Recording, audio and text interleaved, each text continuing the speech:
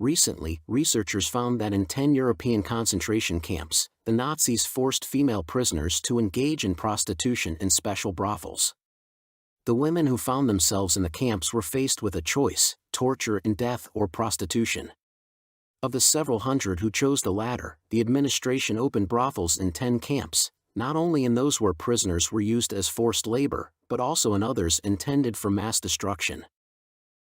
This topic was largely absent from Soviet and modern European historiography, and only a few American scholars, such as Wendy Lower and Jessica Hughes, touched on certain aspects of the problem in their academic works. At the beginning of the 21st century, the German cultural critic Robert Sommer began scrupulously researching sexual conveyor belts operating in horrific conditions in German concentration camps and death factories. The culmination of his research was the publication of the book Brothels in Concentration Camps, which shocked European readers in 2009. Based on this work, an exhibition entitled Sex Work in Concentration Camps was organized in Berlin. The concept of brothels appeared in Nazi concentration camps in 1942. The SS organized brothels in 10 institutions, mainly in the so-called labor camps, including Mauthausen and its affiliated camps Gusen, Flossenburg, Buchenwald, Neuengamme, Sachsenhausen and Dora-Mittelbau. In addition, the institution of forced prostitutes was introduced in 3 death camps designed to exterminate prisoners: Auschwitz-Birkenau and its satellite Monowitz in Poland and Dachau in Germany. The idea of creating camp brothels belonged to the Reichsfuhrer of the SS Heinrich Himmler. According to the researchers, he was impressed by the incentive system used in Soviet correctional labor camps to increase the productivity of prisoners. Himmler decided to adopt this experience and added incentive prostitution to the list of incentives. The SS chief was sure that the right to visit brothels, along with other bonuses such as cigarettes, cash or camp vouchers, as well as improved rations, could make prisoners work harder and better. In fact, the right to visit such institutions was mainly granted to the camp guards from among the prisoners. Before you continue watching, please subscribe to my channel and like it. Of course, this is not necessarily the main thing to be sincere. Jessica Hughes points out that the proportion of male prisoners who used the services of brothels was extremely small. In Buchenwald, according to her data, where about 12,000 people were held in September 1943, 0.77% of prisoners visited the public barracks in 3 months. A similar situation was in Dachau, where, as of September 1944, 0.75% of the 22,000 prisoners who were there used the services of women. At the same time, up to 200 slaves worked in brothels. Most of the women were kept in a brothel in Auschwitz. The brothel workers were exclusively female prisoners, usually attractive, aged from 17 to 35 years. About 60 to 70% of them were of German origin, from among those whom the Reich authorities called antisocial elements. Some were engaged in prostitution before entering the concentration camps, so they agreed to a similar job, but behind barbed wire, without problems, and even transferred their skills to inexperienced colleagues.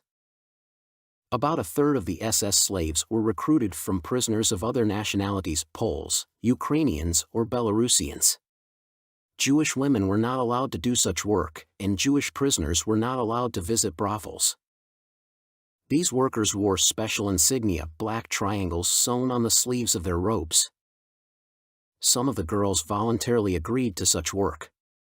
So, one former employee of the Ravensbrück Medical Unit, the largest women's concentration camp of the Third Reich, where up to 130,000 people were held, recalled, some women voluntarily went to a brothel because they were promised release after 6 months of work.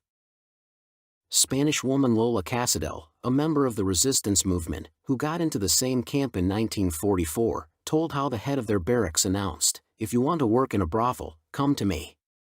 And keep in mind, if there are no volunteers, we will have to resort to force." The threat was not empty, as Shiina Epstein, a Jew from the Kaunas ghetto, recalled. In the camp, the inhabitants of women's barracks lived in constant fear of the guards, who regularly committed crimes against the prisoners. The raids were carried out at night. Drunk men walked with flashlights along the bunks, choosing the most beautiful victim. Having lost their honor, or even the will to fight, some girls went to brothels, realizing that this was their last hope for survival. The most important thing is that we managed to escape from the Bergen-Belsen and Ravensbrück camps, said Dora Mittelbaugh, a former prisoner of the camp, about her life path. After the initial selection, the workers were brought to special barracks in those concentration camps where they were planned to be used. In order to bring the emaciated prisoners into a more or less decent appearance, they were placed in the infirmary. There, medical workers in SS uniforms gave them calcium injections, they took disinfecting baths, ate and even sunbathed under quartz lamps. There was no sympathy in all this, but only calculation. The bodies were being prepared for hard work. As soon as the rehabilitation cycle was over, the girls became part of the Nazi conveyor. Work was daily, rest only if there was no light or water, and if an air alert was announced. The very procedure of providing services, starting from the selection of men, was as detailed as possible. The woman could be obtained mainly by the so-called internment camp functionaries who were engaged in internal security and prison guards. Moreover, at first the doors of brothels were opened exclusively to Germans or representatives of peoples living on the territory of the Reich, as well as the Spaniards and Czechs. Later, the circle of visitors was expanded. Only Jews, Soviet prisoners of war and ordinary internees were excluded from it. For example, the logs of visits to a brothel in Mauthausen, which were pedantically conducted by representatives of the administration, show that 60% of clients were criminals. Men who wanted to visit a brothel first had to get permission from the camp management. After that, they bought an entrance ticket for 2 Reichsmark. This is slightly less than the cost of 20 cigarettes sold in the dining room. Of this amount, a quarter went to the woman herself, and only if she was German. In the camp brothel, customers, first of all, found themselves in the waiting room, where their data was checked. Then they underwent a medical examination and received preventive injections. Next, the visitor was told the room number where he should go. Here is how one of the concubines kept there, Magdalena Walter, describes the work of a brothel in Buchenwald. We had one bathroom with a toilet, where women went to wash themselves before the next visitor arrived. Immediately after washing, a client appeared. Everything worked like a conveyor belt. Men were not allowed to be in the room for more than 15 minutes.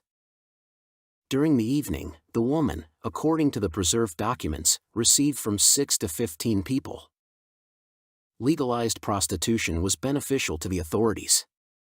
So, in Buchenwald alone, in the first 6 months of operation, the brothel earned 19,000 Reichsmarks. The money went to the account of the Office of Economic Policy of Germany.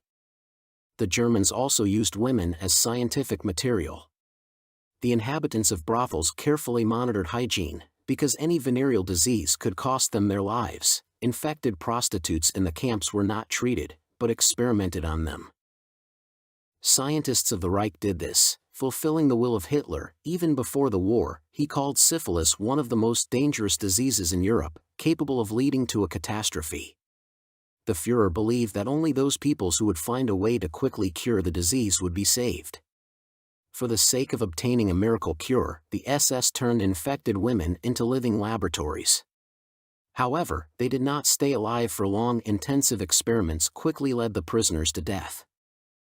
According to the former Buchenwald prisoner, the Dutchman Albert van Dijk, other prisoners despised the camp prostitutes, not paying attention to the fact that they were forced to go to work by harsh conditions of detention in an attempt to save their lives.